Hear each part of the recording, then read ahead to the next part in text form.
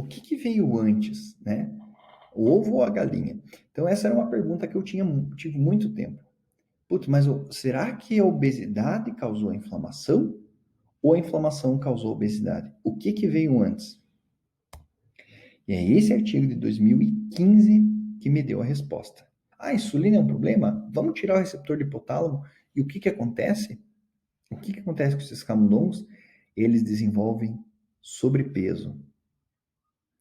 Eles desenvolvem hiperfagia. A leptina deles fica desregulada. Então, peraí.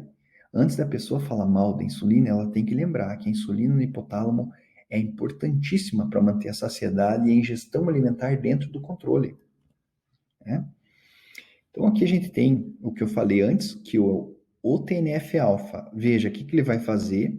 Ele vai promover uma bagunça no meu receptor de insulina, principalmente na face citosólica, o substrato 1 e o substrato 2, o receptor de insulina. Ele vai promover uma bagunça e eu não vou sinalizar o GLUT4. Ó, resistência insulínica associada à obesidade. O link TNF-alfa é o que faltava para as pessoas entenderem. Então não é um problema, a insulina não bagunçou o receptor próprio dela. Quem bagunçou veio de fora.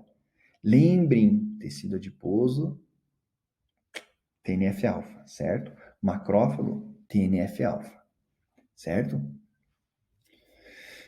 Então aqui a gente tem mais um estudozinho dizendo, olha, o TNF-alfa faz a mesma coisa que faz no músculo com a insulina, faz na transdução, bagunça a relação dos hormônios orexígenos e anorexígenos, os neurotransmissores, né, no hipotálamo.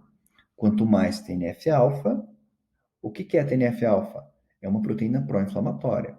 E ela no hipotálamo faz o quê? Bagunça nos neurotransmissores. Então, a primeira coisa que acontece com o paciente inflamado é a regulação da fome dele já não é 100%. Então, esse é meu pequeno adendo que eu tenho com a galera do Mindful Eating, galera do comer intuitivo, da comportamental, que no estado desse, a pessoa ela não tem condições de gerir sua própria saciedade, certo? Então, a gente vê aqui também o que vai acabar acontecendo. Perceba que quando eu tenho uma deficiência na minha sinalização da insulina, qual que é a primeira resposta do corpo? É jogar mais insulina, né, para o sangue, né? Então o pâncreas jogou insulina e viu que aquela glicose não foi varrida do sangue, porque meu músculo o TNF-alfa sujou minha insulina, né? Então, o que que acontece? Meu receptor de insulina, então o que que acontece?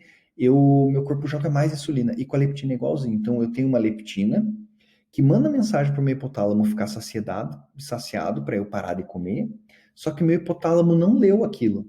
Por quê? Porque o TNF-alfa sujou aquela mensagem. Então, logo, o que vai acontecer? Eu vou entrar num quadro de hiperleptinemia.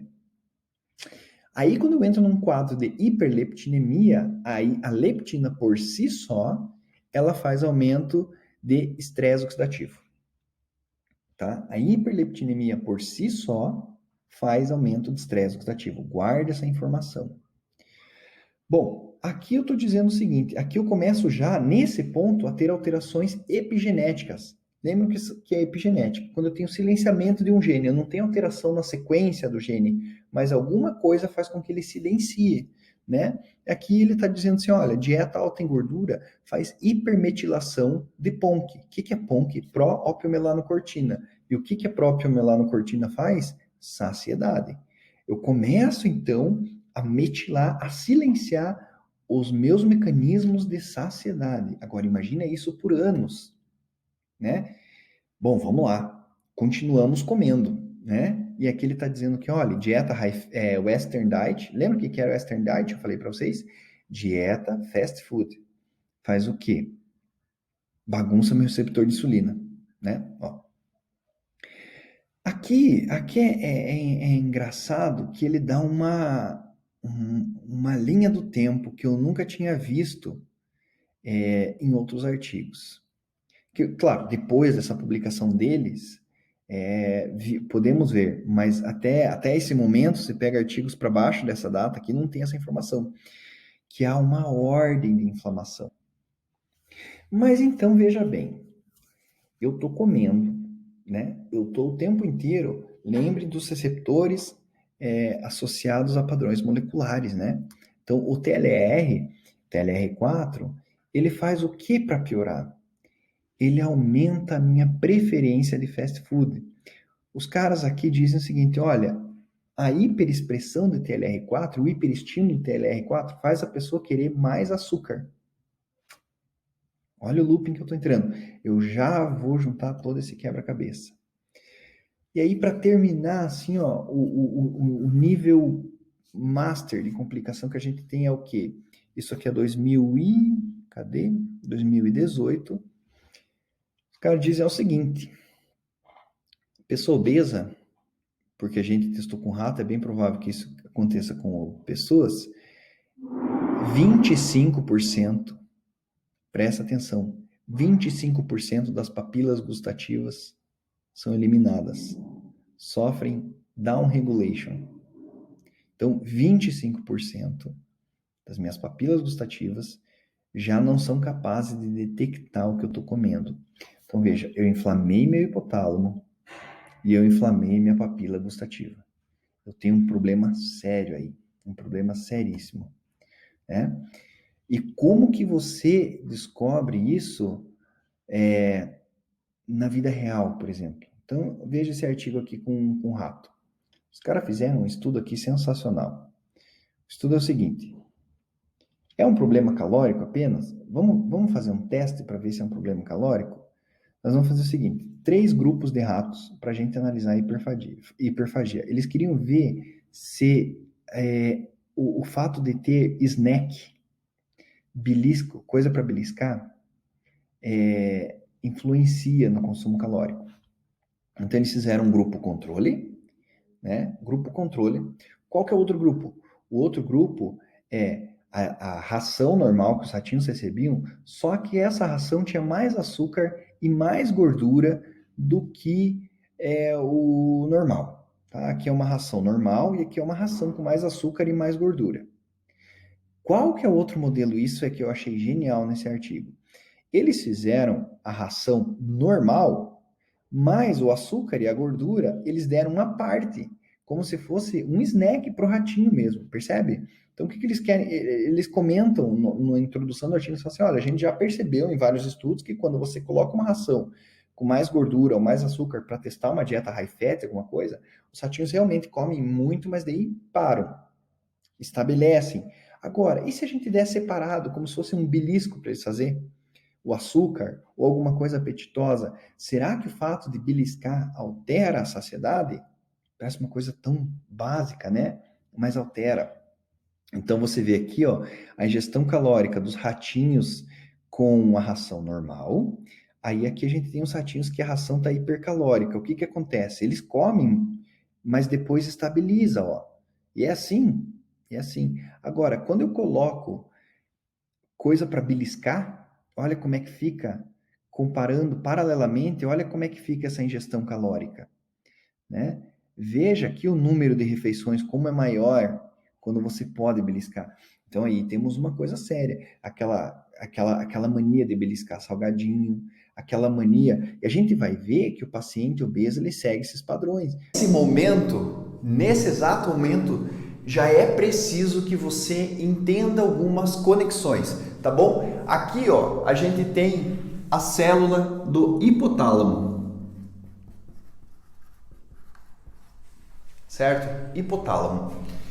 Lembrem que no hipotálamo temos também receptores de insulina e receptores de leptina. Então, eu vou fazer aqui os receptores de insulina e de leptina, certo?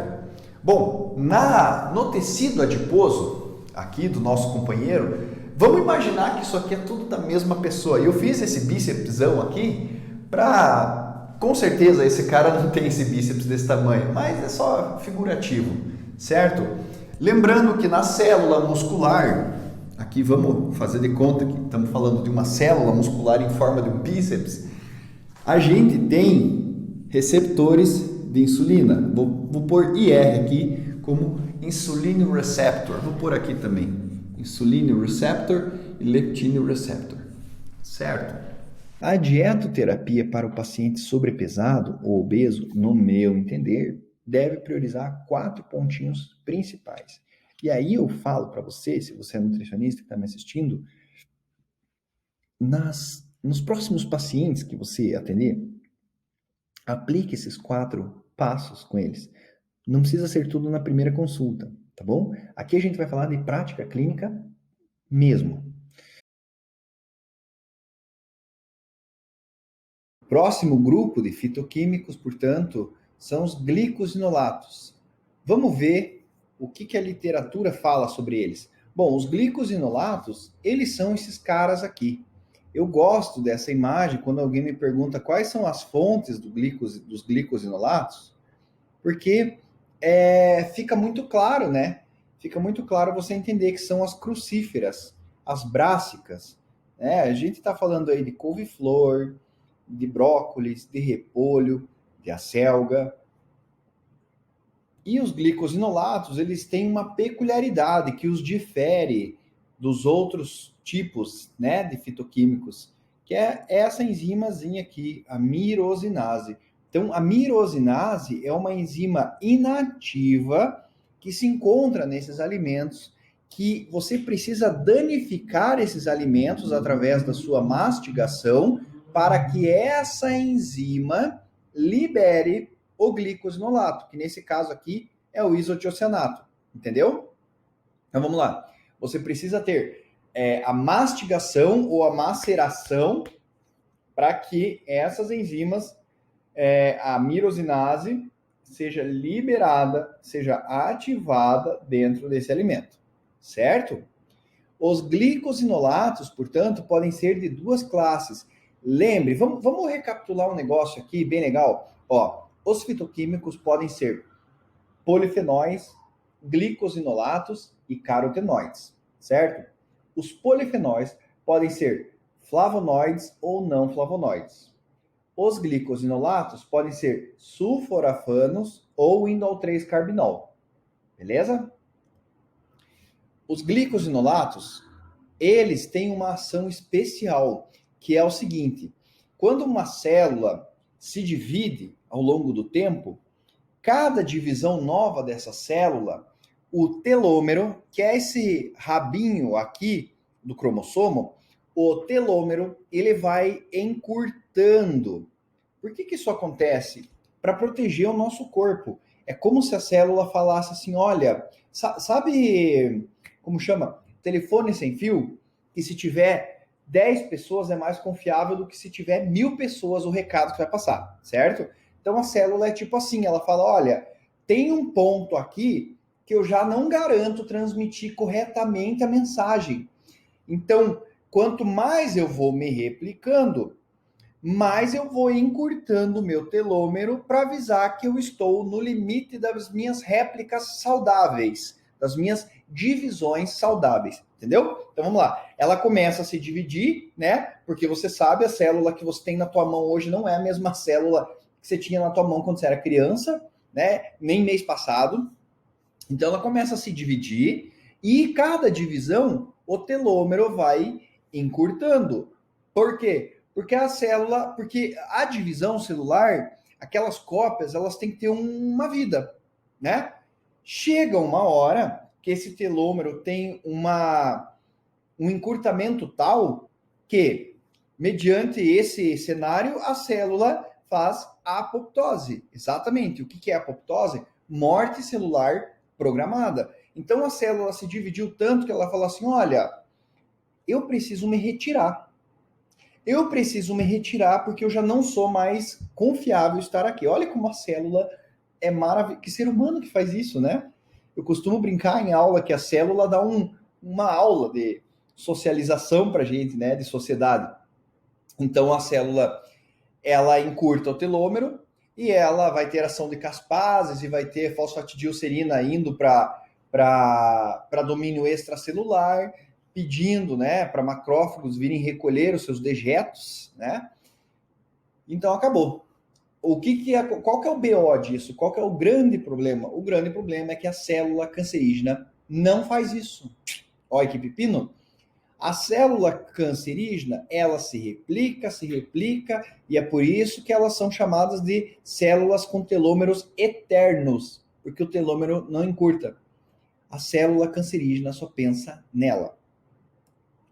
Bom, e aí? E aí que o indol 3-carbinol, olha como o troço é lindo, age realizando uma metilação no DNA. Metilação essa que é uma característica, um mecanismo epigenético. Metilar o DNA é silenciar o DNA, certo? Isso é ruim, isso é bom? Depende. Se eu metilar, se eu silenciar uma variante gênica de um gene obesogênico, eu estou silenciando uma probabilidade que eu tinha de ser obeso. Olha que legal. Mas e se eu metilar, por exemplo, o PONC, o gene do PONC, que é da própria melanocortina, que é um gene da saciedade, uma proteína de saciedade. Aí se eu metilar, a saciedade é ruim, eu vou estar sempre com fome. Percebe? Então a metilação em si ela não é um problema. Tá? Só deixar claro que às vezes você vai ler muita metilação num aspecto negativo, mas tem metilação que é positiva. Né? Então o indol 3-carbinol age realizando uma metilação no DNA. A metilação no DNA é um dos mecanismos epigenéticos que podem controlar, como se fosse um disruptor, né, de lâmpada mesmo, assim, sabe? De luz, que liga e desliga. Pode controlar uma alteração do DNA sem alterar a sequência dele. O indol 3-carbinol parece manter o balanço entre estrogênio e testosterona equilibrado. Você vai ver alguns suplementos tipo para TPC, né, terapia pós-ciclo, nos Estados Unidos tem indol 3-carbinol. Ajuda a manter a testosterona na sua forma ativa, livre, promovendo uma melhora na libido e no humor. E quem não quer isso?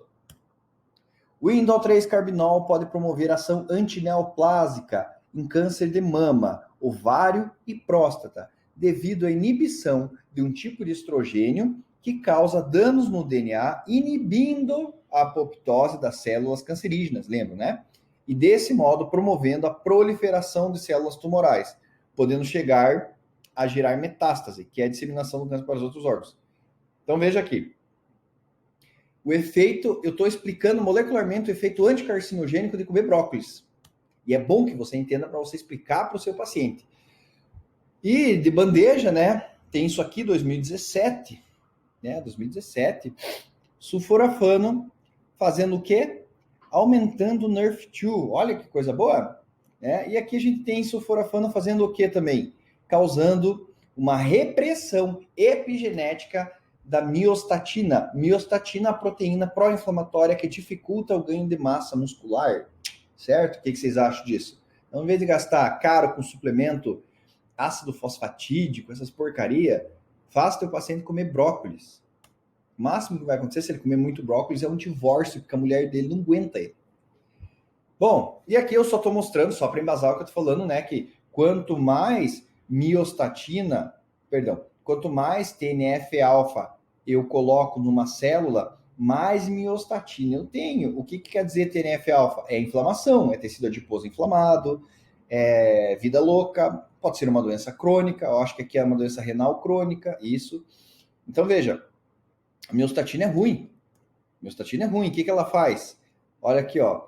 Proteólise musculoesquelética associado a TNF-alfa, né? Por isso que você pega um paciente altamente inflamado, vamos pegar aqui um paciente câncer terminal, que infelizmente acomete, né, a um nível alto de TNF-alfa, fica caquético o paciente, certo? Então, é importante que você, aluno, perceba que existem mecanismos diferentes em fitoquímicos, embora muitos tenham, vão convergir no mesmo fim, eles têm mecanismos diferentes. Por exemplo, é isso que eu citei agora dos glicosinolatos fazendo metilação de células cancerígenas, de um oncogênese. Vamos recapitular antes de querer dar um passinho a mais, tá bom? Então, pelo que você viu até aqui, os fitoquímicos, eles podem ser divididos em 3 categorias principais, certo? Os polifenóis, os glicosinolatos e os carotenoides.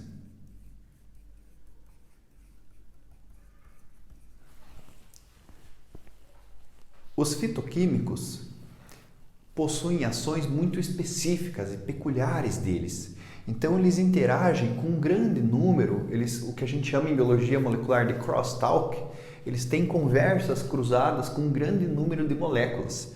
Né? Então vamos começar aqui pelo Nrf2. Né? Nrf2 é a principal molécula, um fator nuclear, o mais importante fator nuclear, que vai para o nosso núcleo e manda nosso DNA produzir proteínas antioxidantes. Então as proteínas antioxidantes que a gente conhece, a superóxido desmutase, catalase, NQ01, todas a glutationa peroxidase são quem manda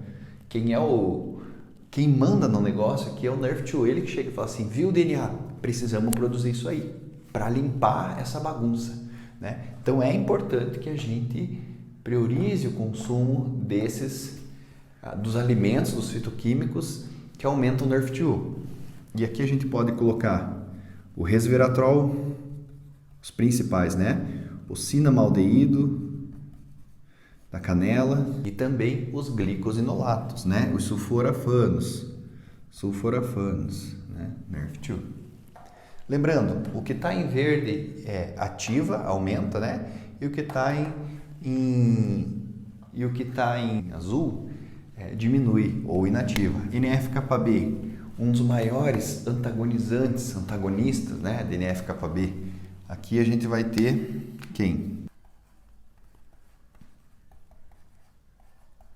Curcumina, né? Muito bom como anti-inflamatório. Os clock genes, o que a gente tem hoje de mais científico é o resveratrol.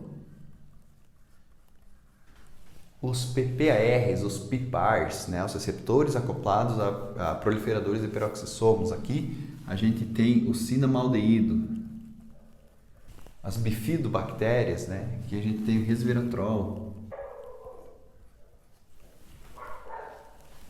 Aqui também a quercetina, que a gente vai encontrar onde quercetina? Quercetina a gente vai encontrar na maçã, na cebola, certo? PGC1-alfa, aqui que a gente tem aqui resveratrol e catequinas, né? O que estimula a SIRT1? Resveratrol, para variar, e curcumina. E a MPK? A MPK, lembrando que é a quinase, a SIRT1 é a proteína que está ligada com o nosso envelhecimento, certo? Então, aumentar a SIRT1 aumentar a SIRT1 é retardar nosso envelhecimento. E a MPK? A MPK é uma quinase sensível a AMP, né? Então, a MPK ela é geralmente ativada com restrição calórica, mas alguns compostos bioativos, como o resveratrol, também ativam a MPK. Por isso que alguns fitoquímicos são chamados de mimetizadores de restrição calórica, que eles imitam a restrição calórica. E TNF-alfa? TNF-alfa em fitoquímicos a gente vai ter praticamente todos, né? A gente tem aqui o licopeno, eu esqueci dos carotenoides, né? Licopeno, que estimula Nrf2 também, né? Mas o licopeno baixando o TNF-alfa, licopeno aqui também,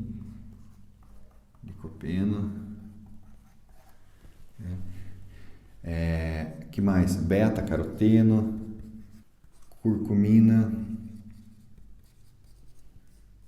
resveratrol, cinnamaldeído.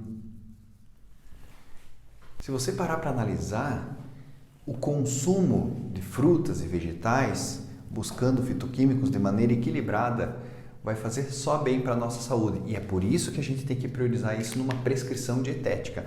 Porque quando a gente prescreve fitoquímicos, a gente está olhando a longo prazo. Mas prescrever fitoquímicos é só prescrever? Em qual quantidade? Quanto mais, melhor? Essas dúvidas agora a gente vai sanar falando de hormese. Vamos lá? Chegamos na reta final. A hormese, eu falava, é o ponto de equilíbrio. Quando falamos em ingestão, suplementação de fitoquímicos, estamos falando do ponto de equilíbrio. Ou seja, quando que é muito, quando que é pouco. Hormese, eu gosto de explicar ela assim, ó. Um pouquinho do ruim faz bem, muito do bom faz mal, né? Essa imagem, ela praticamente faz com que o aluno tenha um insight da hormese, em vez de ficar explicando quando que descobriram, não sei o quê.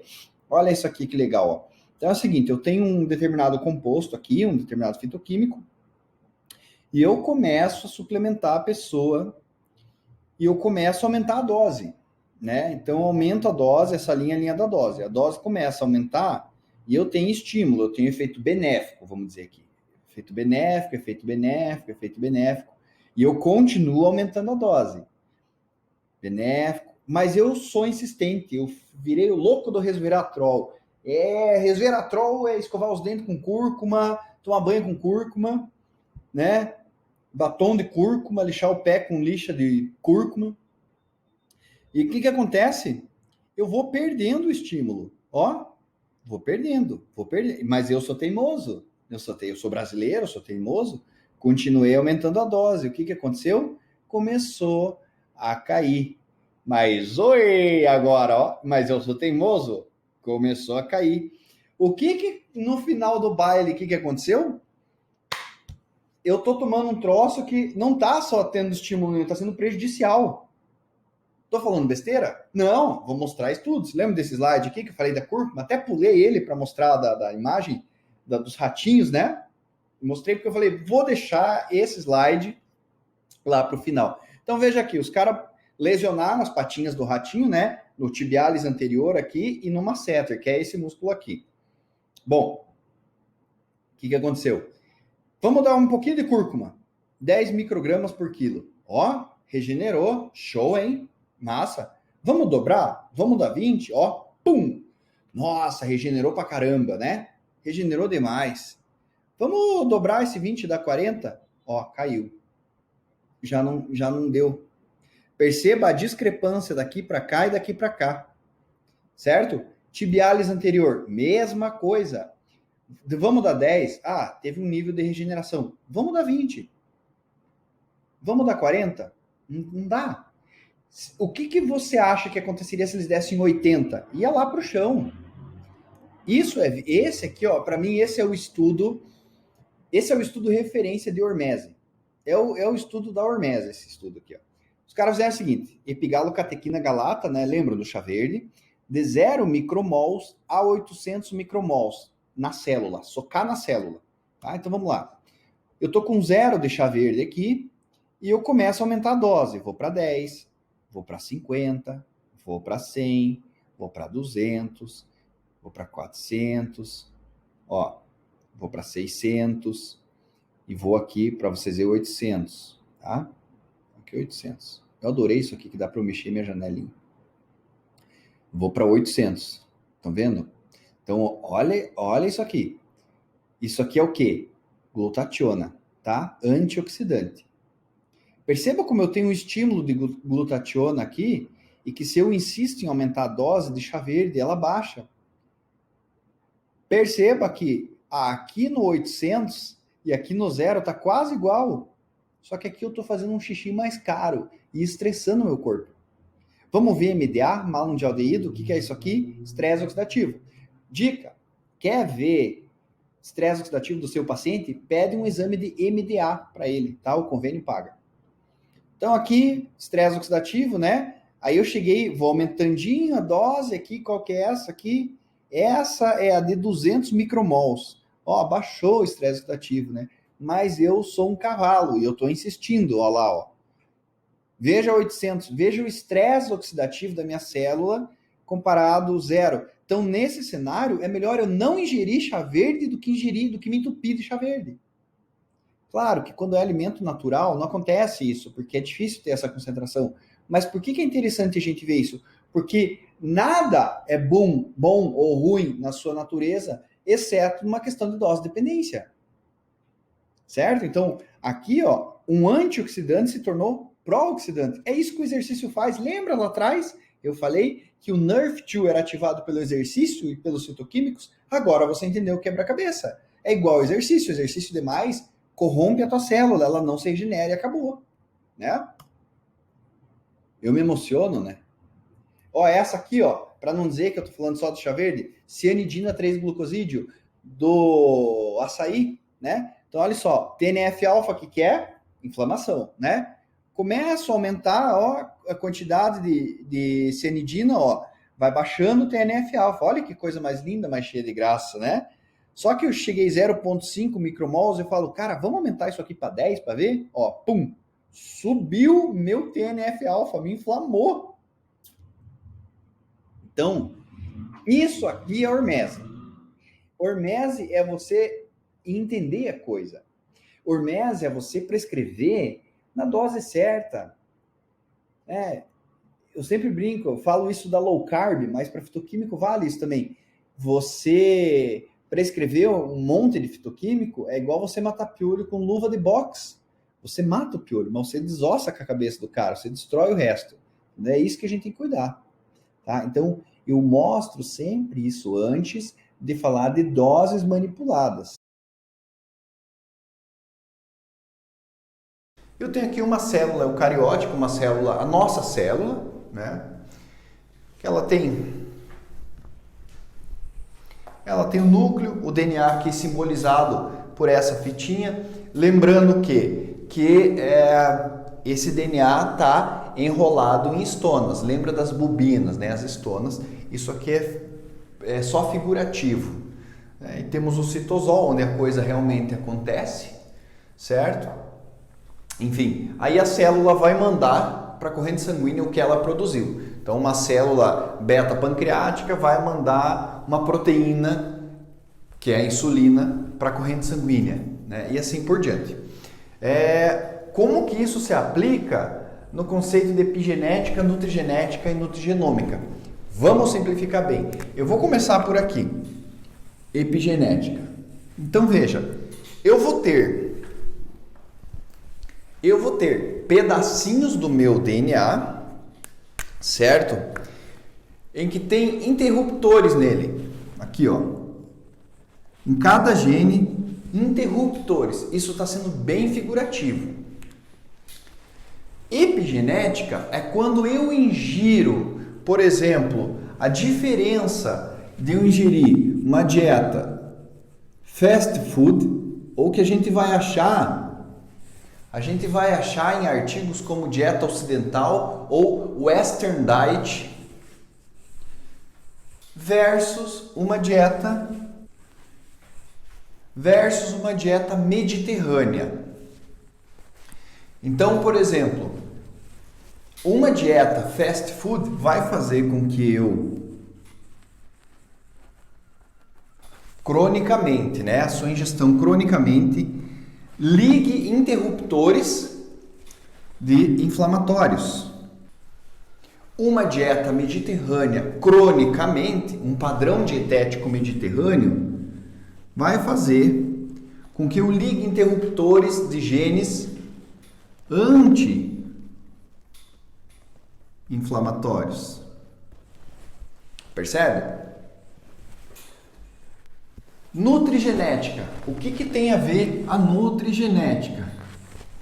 Nutrigenética é um olhar mais pro gene. Então, nutrigenética, eu tenho um gene que eu vou simbolizar com um pedaço do meu DNA. Esse gene aqui, ele tem uma variante, ele tem um alelo, né? Ele tem uma variante, um polimorfismo. Essa variante gênica, ela me diz assim, olha, eu sou sensível com até variações pequenas de calorias. Eu tenho uma variante gênica que diz assim, olha, a minha biogênese mitocondrial não é boa. Por natureza já não é boa. Então esse meu padrão de western diet, de fast food, faz o quê? Reforça isso. E essa minha dieta mediterrânea faz o quê? Enfraquece isso. Como que isso é na prática? É aquela pessoa que você fala assim, cara, se ela não se cuidasse tanto e não praticasse tanto esporte, ela seria um gordinho. Percebe? E o olhar da nutrigenômica, que é o particularmente que eu mais gosto. é o seguinte, a nutrigenômica é assim, ó. Então, existem proteínas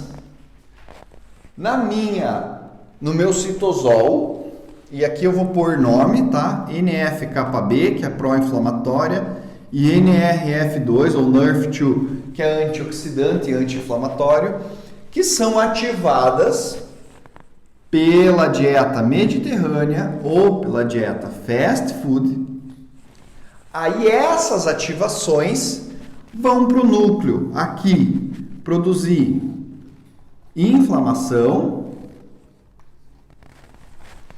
Essas ativações aqui vão para o núcleo produzir o que? Antioxidantes e moléculas anti-inflamatórias. Perceba a diferença crucial aqui de cada uma. Então, eu vou fazer mais um desenho para ficar bem claro, entendeu? Bom, então, vamos lá, para consolidar bem. A nutrigenética, quando a gente lê artigos sobre nutrigenética, quando a gente falar de nutrigenética, o material de estudo, por exemplo, são os SNPs, né? Os polimorfismos de nucleotídeo único. Então, a nutrigenética vai se preocupar como a minha genética responde aos nutrientes, certo? A epigenética, então estamos falando de metilações, acetilações, enfim, estamos falando de silenciamento de um gene. Não estamos alterando, não estou estudando como que minha genética responde ao nutriente. Eu estou estudando como que eu silencio algo epigeneticamente, ou seja, não alterando o meu DNA, mas através de proteínas próximas ao DNA. E nutrigenômica é o quê? Como os alimentos que eu ingiro influenciam fatores de transcrição que vão lá no meu DNA, certo? Não é no DNA, não é epigeneticamente, mas são fatores de transcrição no citosol. Como esses alimentos influenciam meus genes. Então, eu vou dar um exemplo aqui, para ficar bem prático, da biogênese mitocondrial. O que é biogênese mitocondrial? É o processo de formar novas mitocôndrias. Lembrando que novas mitocôndrias não está relacionado só a queimar gordura, mas a Alzheimer, a Parkinson, né? E mais mitocôndrias ou mitocôndrias mais limpinhas diminui o nosso estresse oxidativo, certo? Lembrando, a gênese biomolecular das doenças crônicas não transmissíveis é estresse oxidativo e inflamação. Nunca esqueça disso na sua vida. Então vamos lá. Nutrigenética, o que tem a ver com biogênese mitocondrial? Eu tenho um problema na minha PGC1-alfa.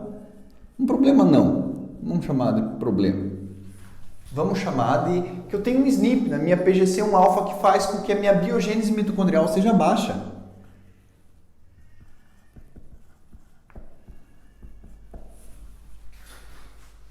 E epigenética, o que é epigenética?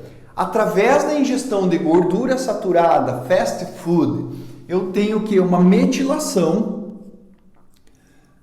na minha PGC1-alfa. Ela não é geneticamente ruim, entende? Eu não tenho esse SNP que faz com que ela seja ruim, mas eu fico metilando ela. Então eu tenho o quê? Uma baixa biogênese mitocondrial.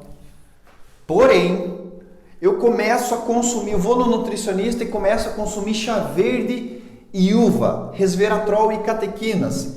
Então veja, através da ingestão de resveratrol e catequinas, eu vou ter aumento da MPK, de SIRT1 e isso vai promover o quê? Aumento da PGC1-alfa. Veja a importância da dieta.